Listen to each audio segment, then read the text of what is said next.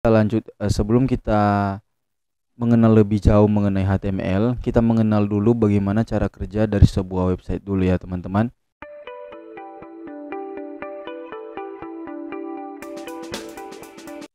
Halo teman-teman semua, kenalkan nama saya Alsaskar Mirando. Saya adalah seorang programmer yang berasal dari Manado. Nah, pada channel ini saya akan membahas seputar pemrograman dan juga teknologi. Untuk kalian yang suka belajar pemrograman, nanti kalian bisa subscribe channel ini untuk dapatkan konten terbaru dari saya. Nah, untuk video kali ini kita akan membahas mengenai apa itu HTML. Jadi, untuk teman-teman yang belum tahu apa itu HTML, HTML itu singkatnya adalah bahasa markup yang dimana fungsinya adalah untuk membuat struktur dari sebuah website. Jadi struktur yang dimaksud itu seperti misalnya text, image, list, form, dan lain sebagainya. Nah, di dalam HTML kita bisa membuat struktur tersebut menggunakan HTML. Jadi HTML ini merupakan hal yang wajib untuk dipelajari jika kita itu ingin menjadi seorang pro web developer. Nah, ketika teman-teman ingin menjadi seorang web developer, tentunya skill yang pertama yang harus teman-teman kuasai adalah HTML. Karena HTML ini merupakan hal yang wajib untuk kita itu belajar jika kita itu ingin menjadi seorang web developer. Karena kalau kita tidak tahu mengenai apa itu HTML, tentu kita tidak akan bisa membuat sebuah struktur website. Ya seperti itu. Nah, jadi itu mengenai HTML. Kita lanjut lagi. Nah, sebelum kita mengenal lebih jauh mengenai HTML, kita mengenal dulu bagaimana cara kerja dari sebuah website dulu ya teman-teman. Jadi cara kerja dari website ini itu seperti ini. Teman-teman bisa lihat di layar kaca teman-teman. Di layar teman-teman di sebelah kanan ini terdapat sebuah gambar yang dimana terdapat satu PC dan juga satu web server dan juga satu data server. Nah, di sini juga terdapat HTTP request atau inputan dan juga di sini HTTP response atau sebuah output. Nah, saya akan coba jelaskan sedikit mengenai cara kerja dari sebuah website. Jadi misalnya anggaplah PC ini adalah seorang klien atau anggaplah ini adalah klien dan web server ini adalah servernya dan untuk data server ini adalah database-nya.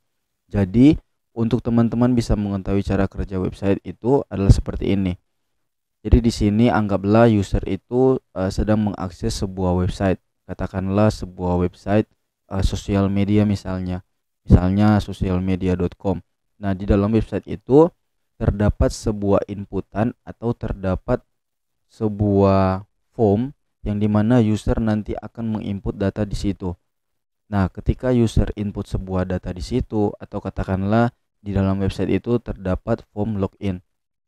Nah, nanti di dalam form login itu user pasti akan diminta untuk mengisi email dan juga password.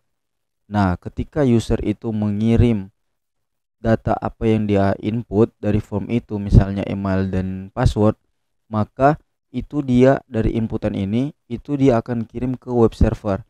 Nah, proses untuk dia mengirim ke web server itu namanya adalah HTTP request, yang dimana dalam artiannya itu adalah input dari user, yang dimana input dari user itu dia akan kirim dari klien ini, dia akan kirim ke web server dan web server itu dia akan mengeksekusi apa yang menjadi inputan dari user itu dan dia akan mengecek dulu apakah di data itu ada atau tidak. Kalau misalnya dia ada, maka dia akan kembalikan ke web server lagi dan dia akan memberikan HTTP response atau output ke klien lagi.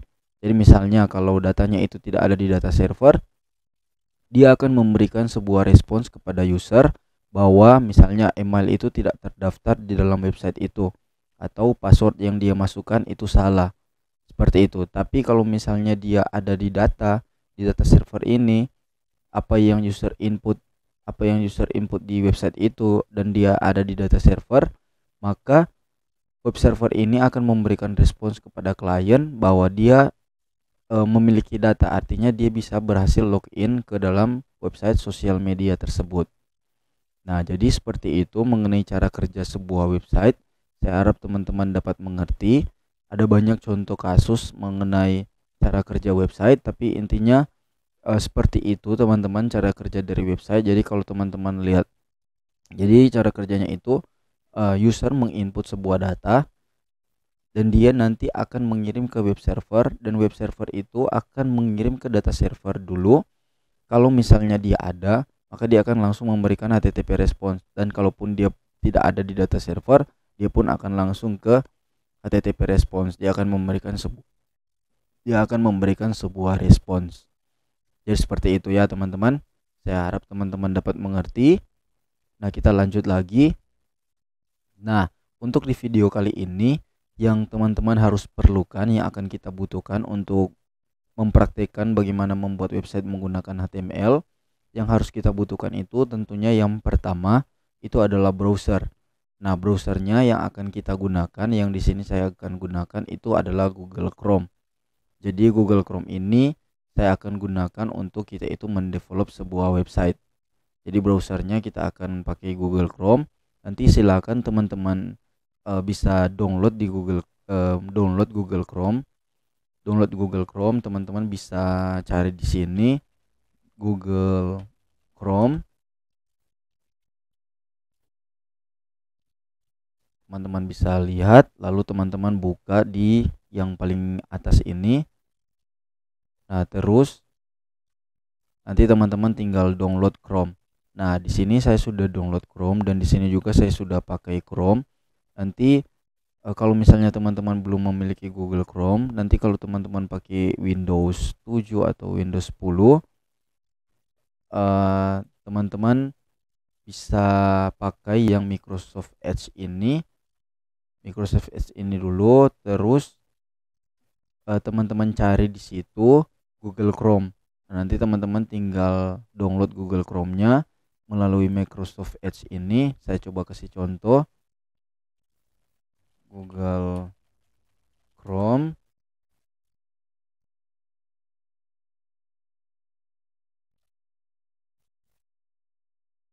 Nah, teman-teman tinggal pilih yang paling atas ini. Saya maybe later. Saya keluarkan yang tadi, yang tab 1. Nah, di sini saya klik download Chrome. Nanti teman-teman tinggal klik download Chrome ini. Download Chrome-nya. Kita tunggu sampai proses downloadnya itu berhasil. Nah, nanti kalau teman-teman sudah berhasil, teman-teman tinggal klik ini. Dan teman-teman tinggal tunggu prosesnya. Nah, nanti kalau dia sudah berhasil, proses installnya sudah berhasil, teman-teman akan muncul sebuah pop-up di sini. Nah, kalau misalnya teman-teman seperti ini, teman-teman tinggal yes saja. Yes, dan tunggu beberapa saat, nanti dia akan berhasil di install Chrome-nya. Hanya saja karena di sini saya sudah install, jadi saya tidak perlu lakukan lagi. Jadi saya keluarkan saja. Saya cancel installation. Nanti teman-teman bisa download dan juga install ya. Seperti itu. Nah, terus yang kedua kita akan menginstal Visual Studio Code. Nah, Visual Studio Code ini adalah text editor. Jadi text editor ini nanti gunanya untuk membantu kita dalam menulis sebuah kode HTML. Ya seperti itu. Nah, untuk mendownloadnya, teman-teman tinggal cari di sini download Visual Studio Code. Teman-teman bisa lihat di sini. Nah, teman-teman tinggal pilih yang ini paling atas. Lalu teman-teman tinggal sesuaikan sistem operasi apa yang teman-teman gunakan. Ya, kalau misalnya teman-teman menggunakan Mac, silakan teman-teman install, teman-teman pilih yang ini. Seperti itu. Kalau teman-teman sistem operasinya adalah Windows, teman-teman tinggal pilih yang Windows ini. Ya, seperti itu. Karena di sini saya pakai Windows, saya bisa contohkan. Di sini saya langsung bisa klik Windows. Nah, nanti dia akan muncul pesan seperti ini. Lalu di sini akan muncul aplikasi dari Visual Studio Code-nya. Ini adalah proses di mana dia sedang download. Nanti kita tunggu kalau dia sudah selesai. Ini tergantung dari kecepatan internet teman-teman ya. Ini dia bisa cepat dan juga lambat, itu tergantung dari koneksi internet dari teman-teman sendiri. Seperti itu. Kita tunggu berapa saat. Oh ya, Google Chrome tadi nanti kalau teman-teman installnya ya tinggal di next saja ya. Nanti teman-teman tunggu dulu downloadingnya nanti. Seperti yang di eh, penjelasan mengenai Google Chrome tadi, teman-teman lihat tadi ada downloading. Nanti teman-teman tinggal tunggu itu, lalu teman-teman nanti akan tinggal next lalu install. Seperti itu. Nah, Visual Studio Code juga sama seperti Google Chrome. Cara installnya kita tinggal I accept the agreement, lalu teman-teman tinggal next lalu install. Seperti itu. Nanti teman-teman dia akan menginstal dan teman-teman tinggal tunggu beberapa saat. Seperti itu. Karena saya sudah install, maka saya tidak perlu lakukan lagi. Saya keluar, saya akan buka Visual Studio Code. Nah, teman-teman bisa cari di sini Visual Studio Code. Teman-teman bisa klik.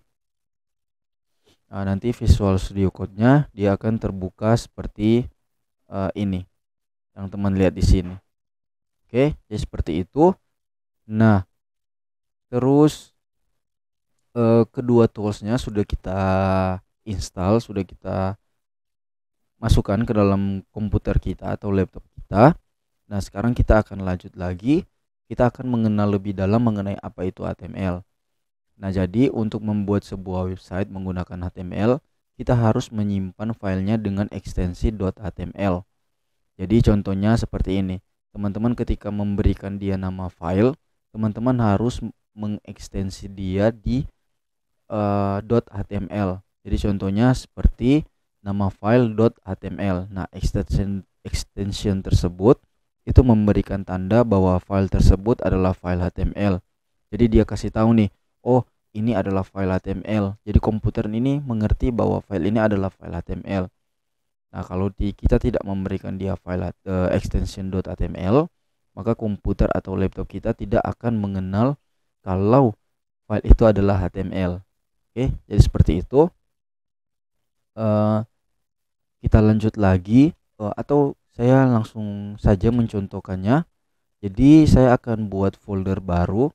Nah, teman-teman bisa buka di File Explorer. Teman-teman tinggal klik sini saja, atau teman-teman cari di bagian sini. Teman-teman tinggal ketik File Explorer, lalu teman-teman buka yang File Explorer ini. Nah, di sini sudah terbuka. Nah, di sini saya akan buat folder bernama katakanlah belajar_html. Nah, saya mau buat itu di bagian documents ini. Jadi saya bisa klik kanan di sini, lalu saya new, lalu saya folder. Nah, teman-teman bisa lihat di sini kita akan terbuat sendiri nama foldernya new folder. Nah, di sini kita bisa ganti. Saya akan ganti nama foldernya ini menjadi belajar_html. Seperti itu. Lalu ketika kita selesai membuat folder baru di dalam documents ini, nah ini terserah ya teman-teman. Teman-teman mau buat folder di mana, entah teman-teman mau buat folder di downloads, atau di musik, atau di pictures, atau di video, atau di E, atau di C, terserah teman-teman. Intinya teman-teman memberikan nama foldernya itu harus sesuai, agar supaya teman-teman tidak kebingungan nanti. Oke. Nah, saran saya di dalam video ini teman-teman, untuk teman-teman yang baru pertama kali belajar, teman-teman ikuti saja apa yang saya lakukan ini agar supaya teman-teman tidak kebingungan. Oke. Jadi kalau nama folder belajar_html, kalau saya beri dia nama seperti ini, teman-teman nanti ikuti saja agar teman-teman tidak kebingungan nanti. Oke. Di sini saya bisa buka belajar_html. Di sini masih kosong, belum ada apa-apa. Nah, untuk itu di Visual Studio Code saya akan membuka folder yang telah kita buat tadi, yaitu folder belajar_html. Nah, untuk membukanya di Visual Studio Code, kita buka Visual Studio Code, lalu saya akan pilih file, lalu saya akan open folder, atau teman-teman bisa ketikkan di keyboard teman-teman Ctrl K atau Ctrl O. Ctrl K plus Ctrl O. seperti itu.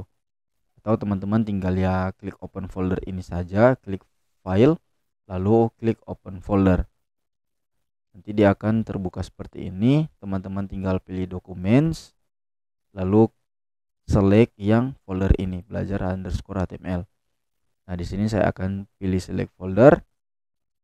Atau teman-teman bisa, sudah terbuka lebih dahulu. Kalau sebelumnya teman-teman lihat di sini ada tombol open folder, teman-teman bisa juga dari situ, tapi tidak apa-apa, teman-teman juga bisa dari sini. Intinya ada banyak cara untuk kita itu bisa buka folder di dalam Visual Studio Code.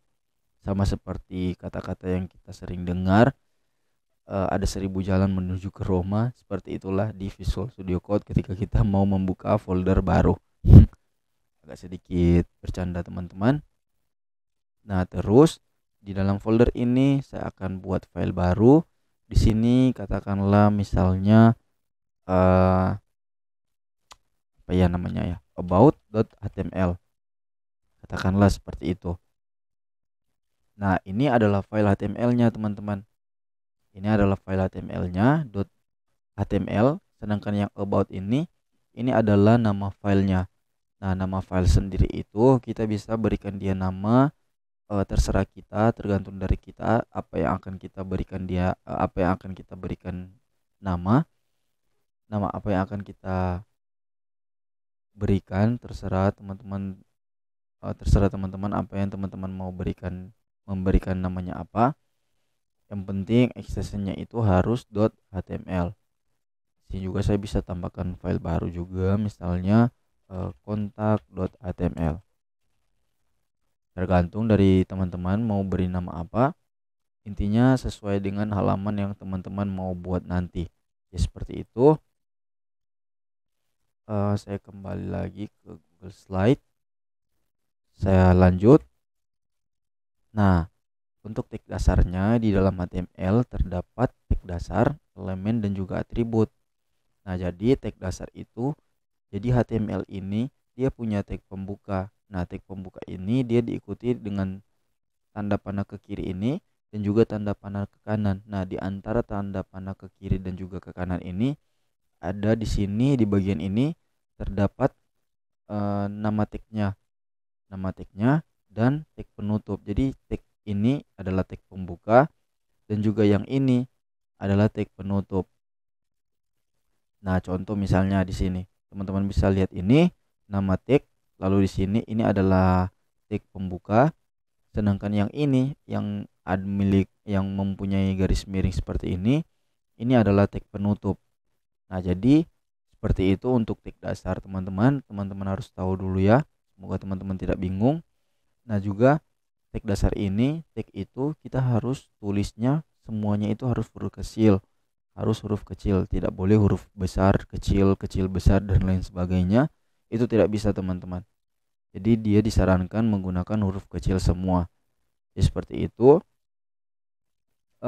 Terus di sini ada elemen. Nah, elemen itu merupakan sebuah dokumen yang menyusun dokumen HTML. Jadi mulai dari tag pembuka, isi tag, dan tag penutup. Jadi nanti kita akan mempunyai tag pembuka dan juga tag penutup. Nah, di antara tag pembuka dan tag penutup itu kita juga mempunyai isi-isi tag di dalamnya. Nah, jadi untuk itu adalah namanya adalah elemen. Nah, kita lanjut lagi, dan juga di sini ada yang namanya atribut. Nah, di atribut ini itu adalah kata khusus yang berada dalam tag pembuka. Contoh misalnya di sini ini adalah tag P. Nah, tag P ini saya kasih spell dulu. Jadi tag P ini untuk kita itu membuat paragraf. Nah, jadi di tag P ini kita bisa menambahkan sebuah atribut yang namanya align. Nah, jadi align ini adalah nama atributnya, sedangkan yang center ini adalah nilai dari atribut tersebut, dari atribut align ini. Jadi di center di value-nya atau nilai dari atribut align ini dia memiliki beberapa nilai. Jadi dia bisa memiliki left atau right atau center dan lain sebagainya. Dan seperti itu. Nah, kata align ini itu adalah atribut. Oke, jadi kita bisa langsung saja dulu. Contoh saya akan contohkan. Di sini saya hapus dulu yang kontak.html, saya delete, move to recycle. Oh ya, sebelum ke situ saya mau tunjukkan dulu ada satu file juga yang nanti ke depan teman-teman sering dapati, ada file yang namanya index.html. Nah, indeks ini biasanya ketika kita membuat sebuah website, indeks ini adalah bagian dari halaman utamanya.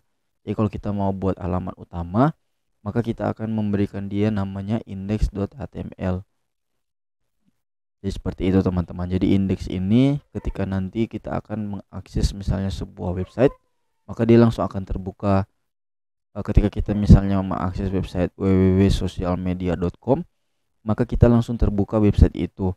Nah, kenapa dia langsung terbuka website itu? Nah, di belakang layarnya sebenarnya ada file yang bernama index.html.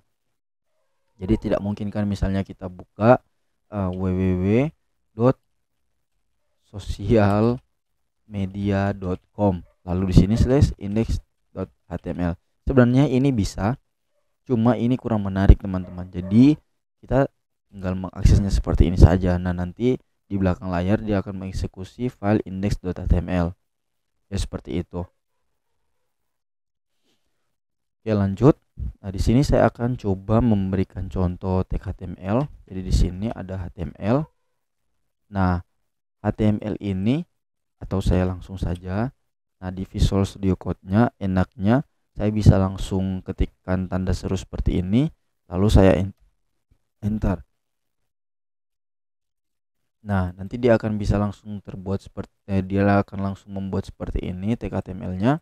Nah, jadi bagian tag ini saya akan coba jelaskan. Jadi tag ini penanda bahwa kita menggunakan HTML5, dan juga ini lang n ini sebenarnya ini tidak terlalu perlu, tapi kita biarkan saja. Ini hanya mengenai language-nya. Jadi kalau misalnya ini itu adalah English, nanti kalau kita pakai bahasa Indonesia kita bisa taruh ID, tapi saya abaikan dulu yang itu.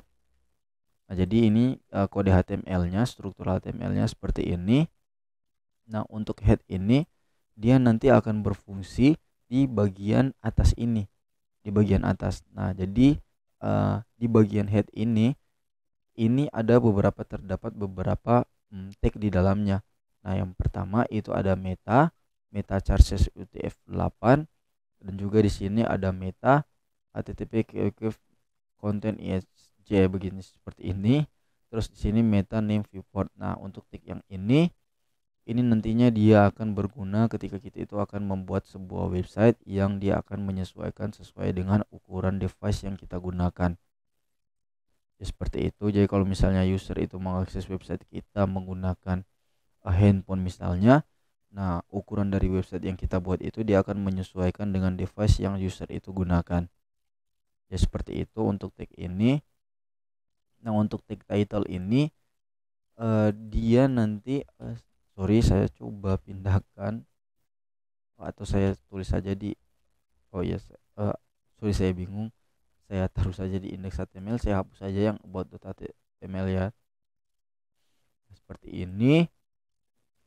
Teman-teman bisa lihat yang ini dokumen. Saya bisa hapus, saya bisa ganti dokumen ini menjadi belajar HTML. Saya bisa simpan. Lalu ketika saya buka, nah di sini sudah ada file baru. Di sini saya tinggal klik indeksnya, lalu saya open with, lalu saya Google Chrome. Nah, teman-teman bisa lihat di bagian atas ini itu terdapat tulisan bertuliskan belajar HTML. Nah, belajar HTML itu dari mana? Dari title ini. Nah, jadi title ini gunanya untuk memberikan nama atau memberikan sebuah judul pada sebuah tab di dalam browser itu. Seperti ini. Nah, jadi head ini tugasnya nanti dia akan berguna untuk kita itu memberikan tag-tag yang berfungsi di atas ini. Intinya head ini adalah bagian kepala dari website itu sendiri. Nah, untuk body ini adalah bagian dari isi dari sebuah website. Jadi badan dari sebuah website itu tagnya bernama body. Nah, ini body ini adalah tag pembuka, dan juga ini adalah tag penutup dari tag body. Nah, ini adalah tag HTML pembuka, ini juga tag penutup dari tag HTML. Ya seperti itu ya teman-teman. Nah, kita bisa tuliskan sesuatu di bagian bodinya. Ketika saya ketik seperti ini, saya simpan, kita lihat hasilnya. Nah, maka hasilnya akan muncul di bagian ini ketika kita menuliskan sesuatu di dalam bodinya. Seperti itu. Jadi kalau saya tuliskan di bagian sini, tentunya dia tidak akan menghasilkan apa-apa. Oh, dia menghasilkan, ternyata dia menghasilkan sesuatu, dia muncul. Tapi pada dasarnya ketika kita mau mengisikan sebuah website, dia harus berada di dalam tag body ini. Seperti itu ya teman-teman. Sini saya coba tulis. Oh iya, teman-teman bisa lihat di sini ada elemen. Jadi elemen itu dia seperti ini. Jadi di sini ada tag head dan juga tag pembuka head dan juga tag penutup head. Nah, di antara tag head ini itu terdapat beberapa tag di dalamnya. Misalnya tag meta dan juga tag title. Nah, jadi untuk elemen itu sendiri ini yang namanya dengan elemen tag head dan juga tag head ini. Nah, sama juga halnya ketika saya mau tulis seperti ini. Nah, saya mau tulis seperti ini. Nah, jadi elemen itu adalah yang ini, tag div ini. Ini adalah elemen. Bagian garis ini merupakan elemen dari HTML. Ya seperti itu. Saya simpan, saya lihat hasilnya dia seperti ini. Nah, untuk atribut tentunya kita sudah tahu. Saya coba hapus tag P, lalu sini saya tambahkan align, lalu di sini nilainya saya taruh center. Ketika saya ketikkan di sini misalnya Alsaskar Mirando, saya simpan, lalu saya reload.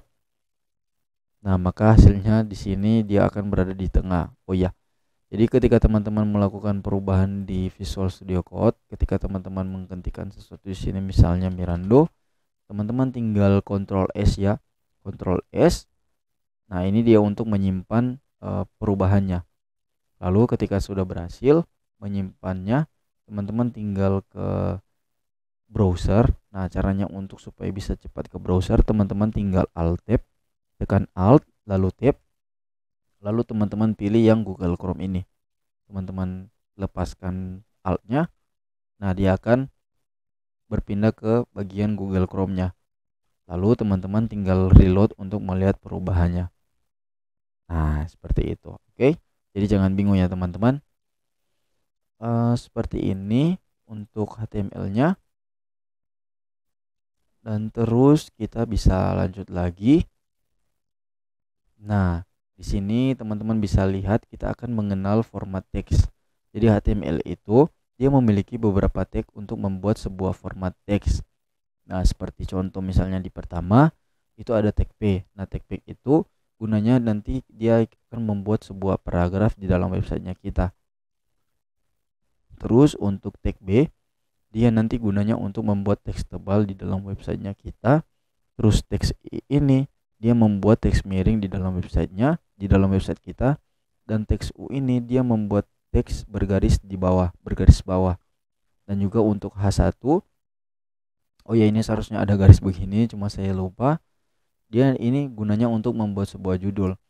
Nah, khusus untuk tag H1, dia tidak hanya H1 saja, tapi sampai H6. Nah, ini fungsinya untuk membuat judul dan juga subjudul. Oke, kita langsung saja mengetesnya teman-teman. Nah, nanti di sini saya coba buat di sini misalnya paragraf pertama. Nah, teman-teman bisa lihat hasilnya paragraf pertama. Nah, paragraf pertama ini saya bisa memberikan tulisan ini menjadi tulisan bertebal, tulisan tebal. Nah, tentunya saya tambahkan di sini tag B. Nah, lalu tulisan ini saya pindahkan, caranya saya Ctrl X.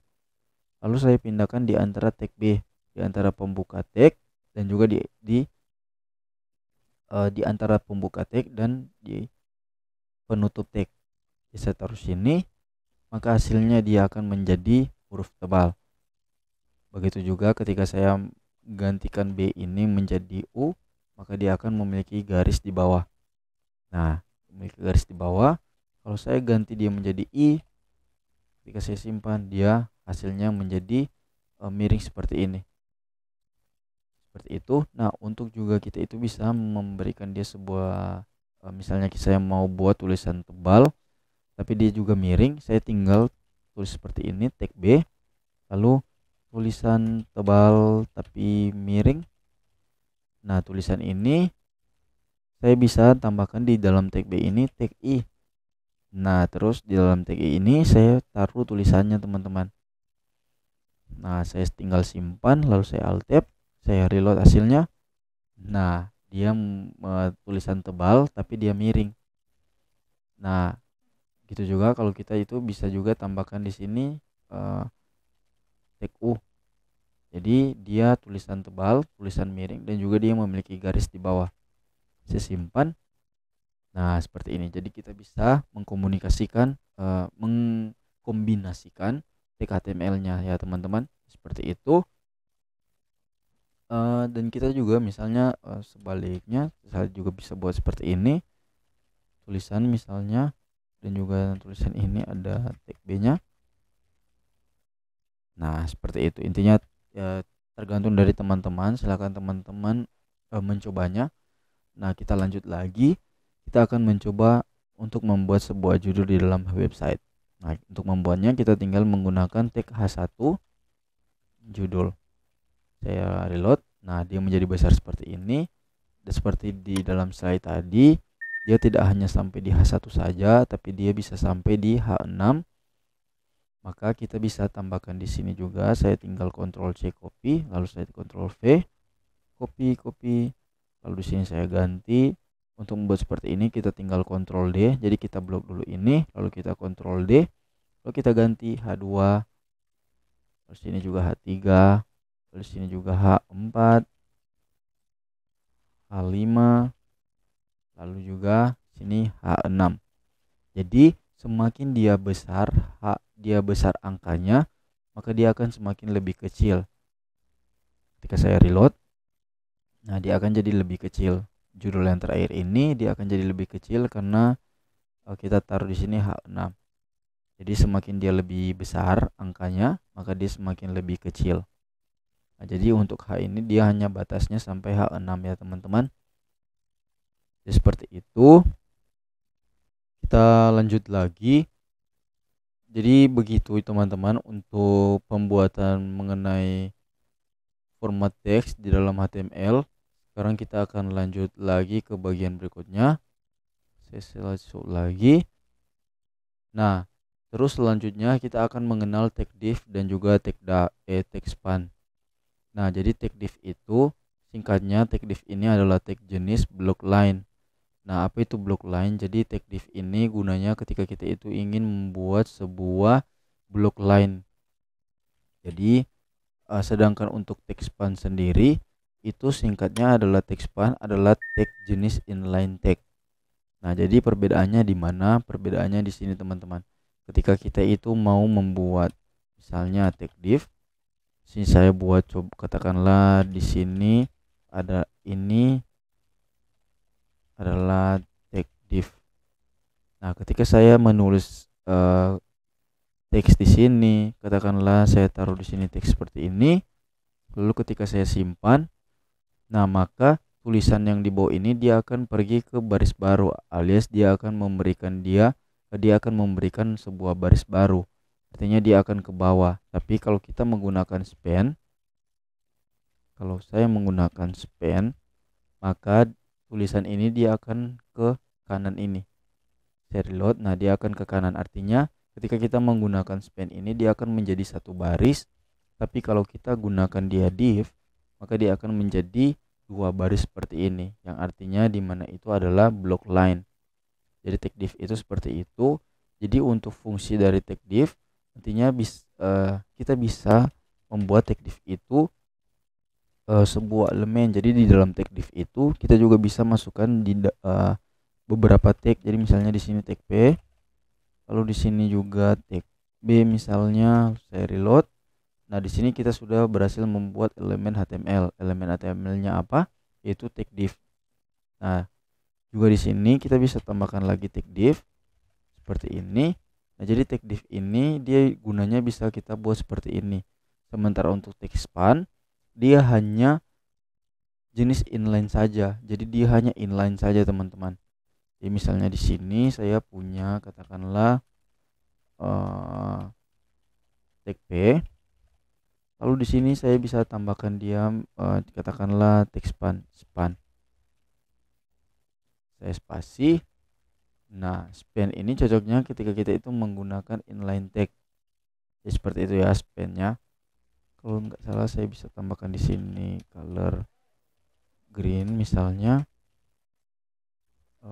Coba red. Nah, dia berusaha berubah menjadi warna merah. Jadi span ini gunanya cocoknya itu ketika kita ingin membuat dia menjadi inline tag. Jadi karena span itu fungsinya seperti itu. Sementara untuk div kita cocoknya itu membuat dia satu elemen atau beberapa elemen. Jadi itu ya teman-teman perbedaannya. Oke, kita lanjut lagi ke bagian berikut. Nah, di sini kita akan belajar memasukkan gambar. Oke, kita akan coba masukkan gambar. Jadi untuk masukkan gambar kita bisa menggunakan tag img. Img ini adalah kepanjangan dari image. Nah, teman-teman bisa lihat jadi di dalam tag HTML juga ada beberapa tag yang dimana ketika kita mau menutupnya kita bisa langsung saja menuliskan seperti ini, garis miring lalu diikuti dengan panah ke kanan. Nah, jadi ada beberapa tag teman-teman. Nah, misalnya di tag hr juga seperti itu. Hr ini nanti dia akan buat sebuah garis, teman-teman bisa lihat. Nah, dia akan buat garis seperti ini. Dan juga ada tag br, saya bisa buat seperti misalnya X, lalu di bawah sini juga teks 2. Nah, nanti ketika saya reload, nah dia akan dari kiri ke kanan dia akan horizontal, tapi saya mau dia buat vertikal. Nah, makanya saya mau buat di sini baris baru, saya beri tag br, lalu tutup seperti ini, garis miring panah ke kanan. Saya save, saya reload, teman-teman bisa lihat hasilnya. Nah, jadi itu teman-teman, ada beberapa tag yang dimana kita bisa menutupnya langsung seperti ini tanpa perlu kita membuat seperti ini. Nah, tanpa perlu seperti itu. Jadi ada beberapa tag seperti yang saya taruh di sini tadi, tag hr dan juga tag img juga seperti itu ya. Oke. Nah, iya. Kenapa sih tag HTML ini dia harus ditutup seperti itu? Karena kalau kita tidak tutup, maka dia akan memberikan efek lagi yang di bagian bawahnya. Contoh katakanlah seperti ini ya. Ini saya taruh seperti ini. Ini adalah paragraf. Nah, sementara yang di bawah ini saya taruh ini bukanlah paragraf misalnya ya. Kalau saya reload, nah teman-teman bisa lihat seperti ini hasilnya. Tapi kalau seandainya saya atau konsepnya seperti ini, bukanlah paragraf, ini adalah teks tebal. Sementara di sini itu adalah tag p ya. Ini adalah paragraf. Oke, saya simpan, saya reload. Ini tebal ini, tapi ketika saya tidak menutupnya, maka dia akan memberikan pengaruh yang di tulisan ini adalah paragraf. Sedangkan yang kita mau ini adalah paragraf, dia tidak perlu punya teks tebalnya, tapi dia kena efeknya. Makanya itulah mengapa kita harus menutup tag b-nya. Kita harus menutup tag HTML-nya seperti ini. Oke, saya harap teman-teman dapat memahaminya. Untuk masukkan gambar, kita akan menggunakan tag img. Nah, tag img itu pakainya seperti ini. Tutup, lalu di sini ada atribut. Nah, atributnya adalah source, singkatnya adalah src. src seperti ini. Dan di dalam src ini kita bisa masukkan sebuah gambar di dalam folder belajar HTML. Jadi saya coba contohkan misalnya satu gambar. Saya coba cari gambar misalnya ini. saya simpan. Di sini saya klik kanan, lalu saya copy, terus saya pindahkan ke dalam folder belajar HTML. Saya klik kanan, lalu saya paste. Nah, dia akan muncul seperti ini. Teman-teman bisa lihat di Visual Studio Code alsaskar.jpg. Nah, yang ini saya bisa langsung masukkan alsaskar.jpg. Nah, di Visual Studio Code dia langsung muncul seperti ini. Ketika saya simpan, saya reload. Nah, gambarnya muncul nih teman-teman. Nah, ini gambar terlalu besar. Saya coba kecilkan dia. Di sini saya bisa taruh width-nya katakanlah 50%. Lalu height-nya itu 250 pixel. Simpan. Nah, hasilnya seperti ini. Nah, di sini kita bisa tambahkan dia H2. Ini adalah judul. Nah, dia muncul seperti ini. Jadi itu ya. Tapi jadi itu teman-teman untuk membuat gambar. Ini juga nanti kalau misalnya teman-teman punya gambar di dalam folder, jadi misalnya di sini image, terus saya pindahkan Alsaskar ini, saya pindahkan ke image. Nah, nanti kalau seandainya seperti ini, saya coba reload, maka hasilnya akan error. Kenapa? Karena alsaskar.jpg ini dia tidak ada di dalam root folder ini, belajar_html. Gambarnya itu tidak ada di dalam folder belajar_html. Nah, jadi untuk membuatnya, kan di sini alsaskar.jpg-nya gambarnya sudah berada di dalam folder image. Nah, caranya kita tinggal tambahkan di sini image lalu garis miring. Nah, ini artinya ini nama foldernya dan ini nama file dari gambar itu. Seperti itu ya teman-teman. Saya simpan, maka kita akan lihat hasil yang sama seperti tadi. Nah, seperti itu. Dan juga ada cara yang ketiga. Cara yang kedua, kita bisa memakai gambar melalui gambar online. Misalnya user png login. Contoh katakanlah seperti itu. Lalu saya pilih image.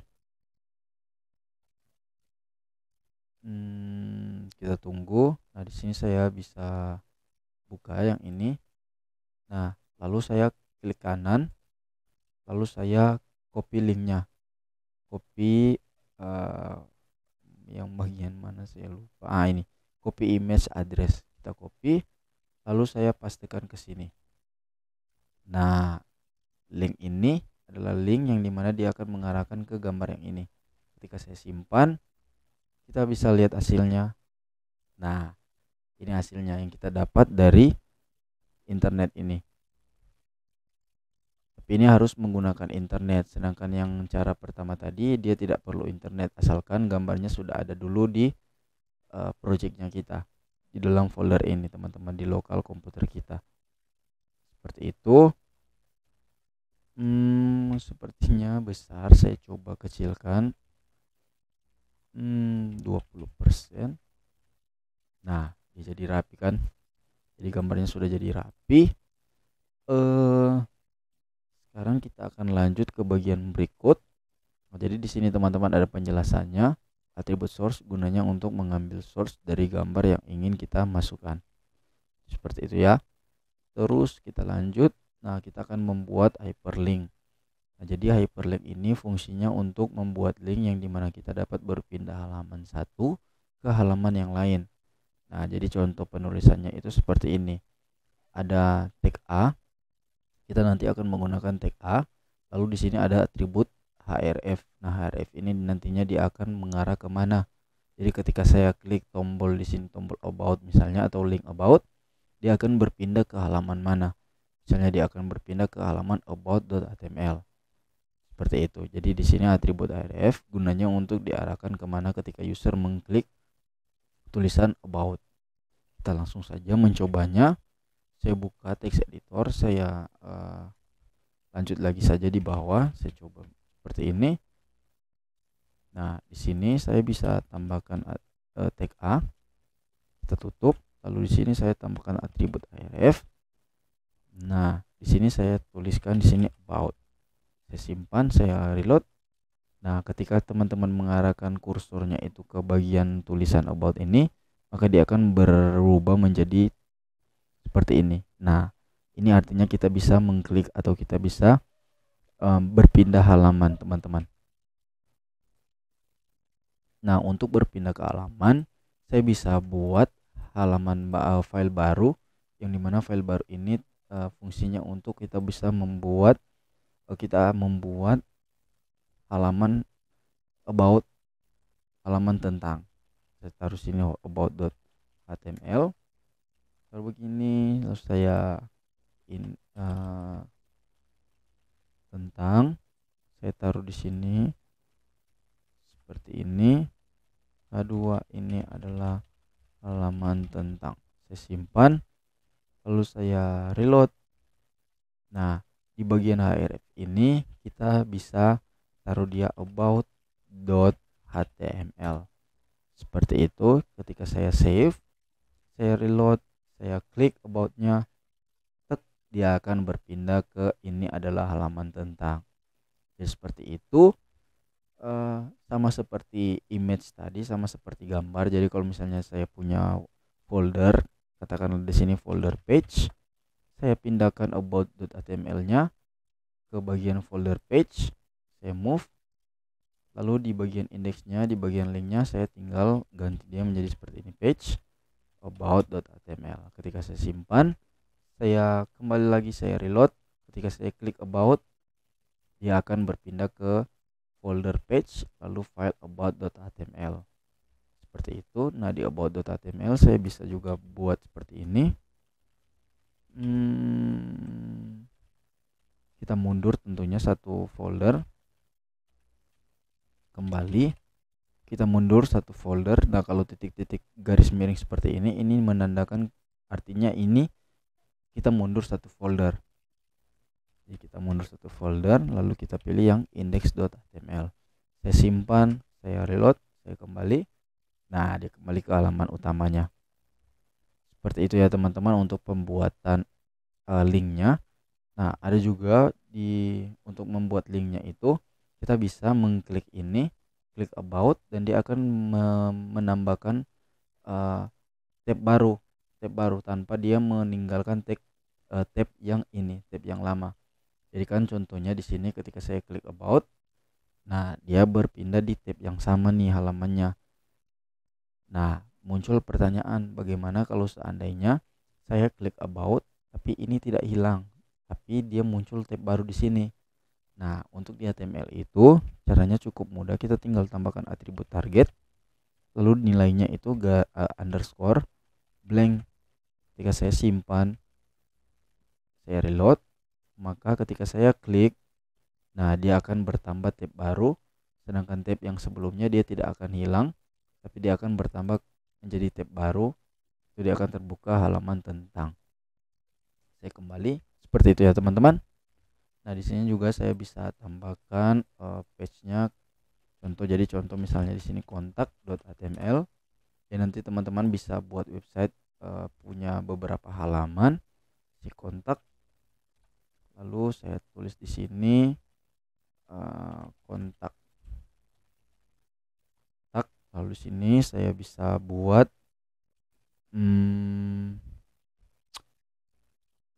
A2, ini adalah halaman kontak. Seperti itu. Saya simpan, di sini juga saya tambahkan dia kontak. Sini kontak. Saya simpan, saya reload. Nah, saya klik kontak. Nah, dia berpindah ke ini adalah halaman kontak. Saya tidak mau dia target blank lagi. Simpanlah, saya reload. Bagian kontaknya saya copy ini. Saya kembali. Nah, jadi kita sudah punya 2 halaman nih. Website kita sudah punya 2 halaman teman-teman.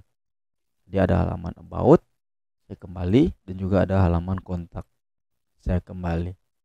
Jadi seperti itu ya teman-teman. Terus kita lanjut lagi. Nah, sekarang kita akan membuat list. Nah, untuk membuat list kita bisa menggunakan tag UL dan juga tag OL. Nah, di dalam kedua tag tersebut terdapat pula tag LI. Nah, jadi contohnya seperti ini. Jadi saya mau buat di indeks di sini, saya taruh saja di sini list makanan misalnya, makanan, lalu Di sini ini listnya. Nah, OL ini sendiri. Nah, di dalam tag OL ini kita mempunyai tag LI juga. LI. Nah, diikuti dengan tag pembuka dan tag penutup. Nah, di dalamnya kita bisa tulis di sini misalnya nasi goreng. Ketika saya save, nah dia akan berurut menjadi nomor 1, 2, 3, 4, 5 dan seterusnya, tergantung apa yang kita taruh di sini. Tergantung berapa banyak apa yang kita taruh di sini. Ini juga saya bisa tambahkan di sini misalnya nasi kuning dan di sini tinutuan. Kalau teman-teman yang belum merasakan tinutuan, silakan teman-teman datang ke Manado atau teman-teman bisa cari di sekitar teman-teman tempat makan Manado, sana pasti ada tinutuan. Silakan teman-teman rasakan, tentunya tinutuan itu enak karena itu merupakan bubur Manado dan itu enak sekali, dan itu sudah saya coba beberapa kali dan itu enak teman-teman. Canda seperti itu ya. Nah, kalau untuk tag UL, dia akan memiliki bulat berwarna hitam seperti bulat, bukan seperti, jadi dia akan bulat warna hitam di bagian kiri ini. Nah, saya contohkan UL. Nah, dia jadi seperti ini. Nah, list yang seperti ini, UL ini sebenarnya nantinya ini akan berguna ketika kita akan membuat sebuah menu di dalam websitenya kita. Jadi biasanya di atas sini itu terdapat sebuah header alias menu, yang dimana di sini sebelah sini misalnya home, terus di sini about, terus di sini kontak. Nah, itu biasanya kita menggunakan tag UL. Ya, seperti itu ya teman-teman. Itu untuk list. Sekarang kita lanjut lagi. Nah, sekarang kita akan mencoba membuat table. Jadi untuk membuat table, kita menggunakan nantinya itu tag table. Nah, dalam tag table itu kita akan mempunyai tag head dan juga tbody, yang dimana head ini dia berfungsi untuk mengisi kepalanya dan tbody ini dia akan mengisi bagian badannya, dan di dalamnya juga memiliki tag tr dan juga th dan juga td. Dan jadi contohnya seperti ini, kita bisa langsung saja mempraktekannya. Di sini misalnya saya lanjut saja ya teman-teman. Jadi kita akan menggunakan tag table. Nah, di dalam tag table juga kita mempunyai tag thead. Nah, di dalam tag head ini kita memiliki tag tr, lalu tr ini kita memiliki tag th. Nah, di sini saya bisa taruh di sini nama lengkap. Lalu di sini saya bisa taruh misalnya alamat atau misalnya kota saja ya. Saya simpan, saya lihat hasilnya. Nah, dia muncul seperti ini. Nah, kan biasanya kalau di table kita memiliki garis-garis ya teman-teman, seperti kotak-kotak seperti kotak. Nah, caranya di dalam table itu kita bisa menambahkan di sini atribut border, lalu kita masukkan nilainya berapa. Misalnya di sini 1, saya simpan, saya reload. Nah, dia seperti ini, dia akan jadi seperti ini. Seperti itu ya. Nah, ini headnya sudah jadi. Sekarang kita akan tambahkan tag tbody. Tbody. Lalu dalam tbody itu tr dan juga di sini td. Di sini kita masukkan isinya, misalnya di sini Alsaskar Mirando. Lalu kotanya itu adalah kota Manado. Saya simpan, saya reload. Nah, hasilnya seperti ini. Nah, di sini kita bisa tambahkan dia jadi dua data, misalnya data penduduk. Lalu saya simpan, lalu saya save. Nah, dia jadi seperti ini. Jadi tabelnya ini seperti ini ya. Lalu di sini saya bisa tambahkan selain kota, saya tambahkan th bukan ht. Ht itu biasanya ketika kita itu akan menjadi di security. Bercanda. Di security ada ht teman-teman, alat dimana untuk kita itu berkomunikasi. th provinsi. Sini saya taruh deh. Sini Sulawesi Utara. Saya simpan, lalu saya reload. Nah, hasilnya juga seperti ini. Nah, kalau saya mau tambahkan data, saya tinggal copy yang ini, lalu saya ganti misalnya di sini Henry Melantang, lalu sini Manado juga, dan di sini Sulawesi Utara. Saya simpan, saya reload. Nah, hasilnya dia bertambah satu data. Nah, di sini saya juga bisa tambahkan di sini nomor, dan juga di sini saya tambahkan tentunya TD 1, lalu di sini juga TD 2. Reload. Nah, jadi nomor 1, nomor 2. Nah, ini untuk membuat table di dalam HTML ya teman-teman. Jadi ini nanti ini sangat penting untuk kita itu akan membuat aplikasi berbasis website. Jadi karena aplikasi berbasis website tentunya nantinya kita akan memunculkan sebuah data.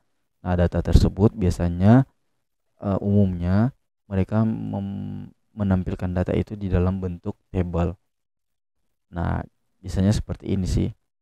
Seperti itu teman-teman. Oke. Makanya kita harus belajar mengenai membuat table. Nah, selain table kita akan lanjut lagi ke bagian berikutnya. Nah, kita akan membuat form. Nah, jadi form itu apa teman-teman? Form itu adalah bagian di mana user dapat menginput sebuah data seperti menginput nama, email, nomor handphone, input file atau input gambar, tanggal, dan lain sebagainya. Nah, form ini sangat penting ketika kita akan membuat aplikasi berbasis website.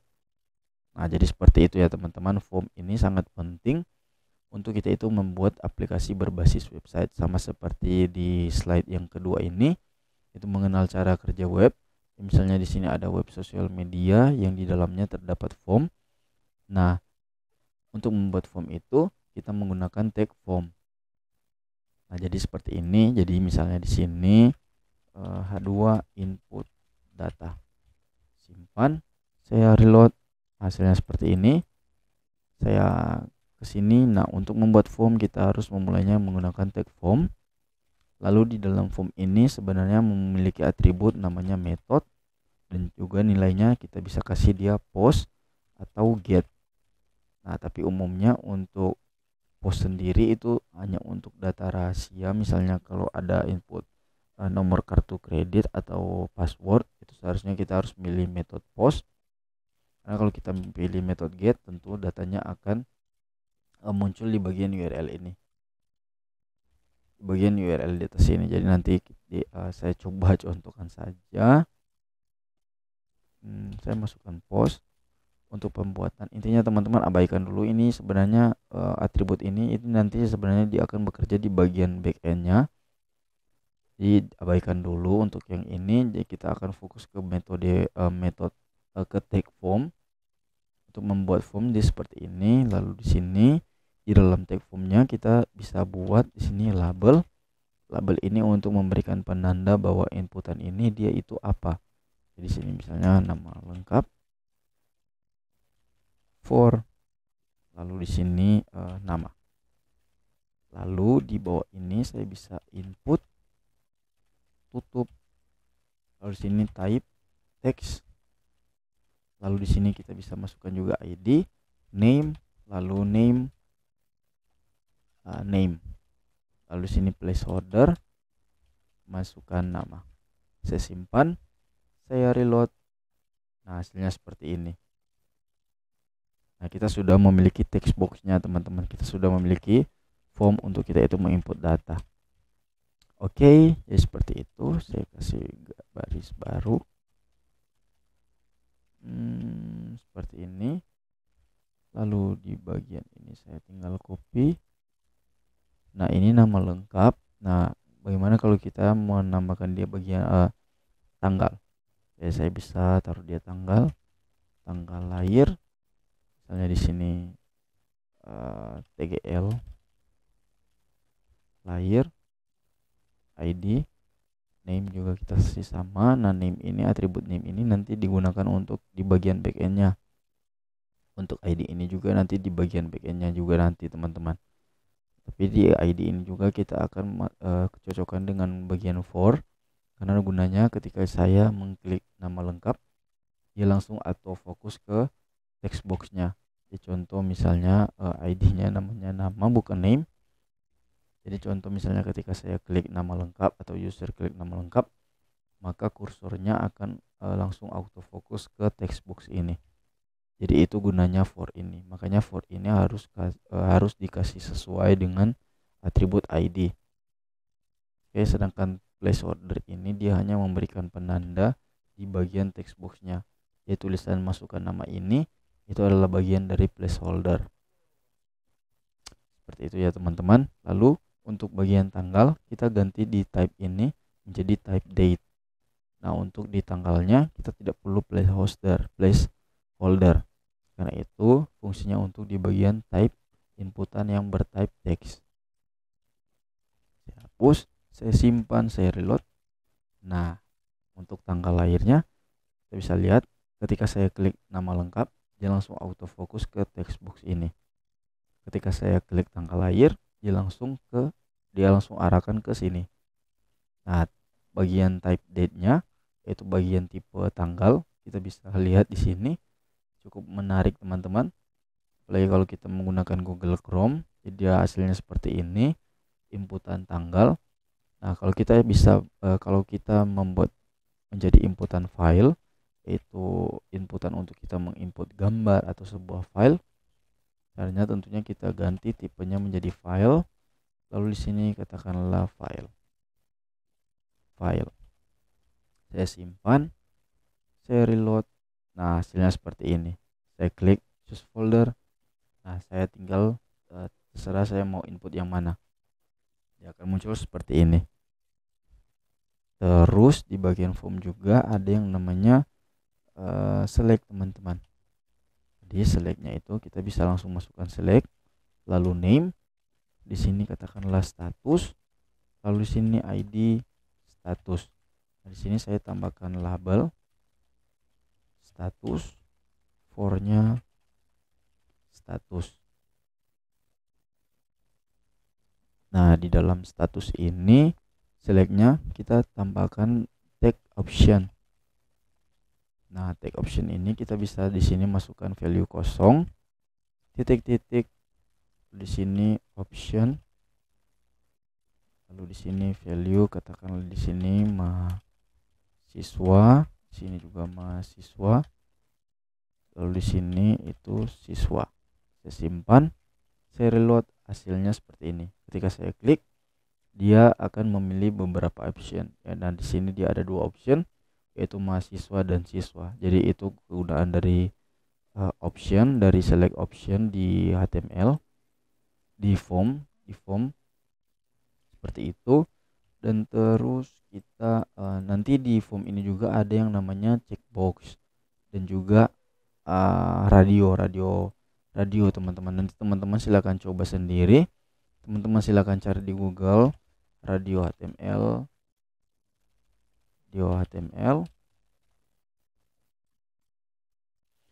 dan juga checkbox. Nanti teman-teman silakan praktekkan sendiri ya. Seperti itu. Nah, di dalam tag ini juga kita memiliki atribut required. Nah, required itu nanti artinya itu dia harus diisi dulu sebelum user mengklik submit atau mengklik simpan data. Ya, contoh katakanlah required seperti ini. Lalu di sini saya memiliki tombol. Saya kasih baris dulu. Tombol button namanya simpan data. Lalu type-nya ini adalah submit. Saya simpan, saya reload. Nah, ketika saya klik simpan data, nah dia akan muncul peringatan warning seperti ini. Please fill out this field. Artinya ini tidak bisa dibiarkan kosong. Jadi dia harus diisi dulu. Nah, kalau saya isikan data seperti ini, ketika saya simpan data, nah maka dia akan berhasil dijalankan. Seperti itu. Tapi kalau saya tambahkan di sini semuanya required, artinya semua kolomnya itu tidak bisa dibiarkan kosong, dia harus terisi semuanya. Lalu saya simpan data, di sini saya isi, saya simpan data, dia muncul seperti ini lagi. Saya simpan data, dia muncul seperti ini lagi. plus select a file, kita pilih lagi filenya. Ketika saya shift data, nah dia please select an item in the list. Seperti itu teman-teman. Oke. Selesai bagian formnya, kita lanjut lagi. Nah, oke teman-teman, bagian HTML-nya kita sudah selesai. Nah, jadi apa selanjutnya ketika kita itu sudah memahami HTML? Jadi langkah selanjutnya adalah kita belajar CSS. Nah, CSS sendiri itu singkatnya adalah untuk kita bisa membuat sebuah website menjadi lebih cantik dan rapi. Nah, dengan adanya CSS, maka kita bisa mendesain website kita itu menjadi lebih menarik lagi teman-teman. Jadi kita tidak cukup untuk kita itu hanya belajar HTML ketika kita ingin menjadi web developer. Jadi kita harus juga belajar mengenai CSS, karena kita tidak mungkin hanya membuat struktur website yang seperti ini. Struktur website yang seperti ini, tentu ini apakah ini sudah jadi website? Iya, ini sudah jadi website, hanya saja ini tidak rapi teman-teman. Nah, ini tidak menarik untuk dilihat oleh user. Nah, makanya muncul yang namanya CSS. Yang ini CSS.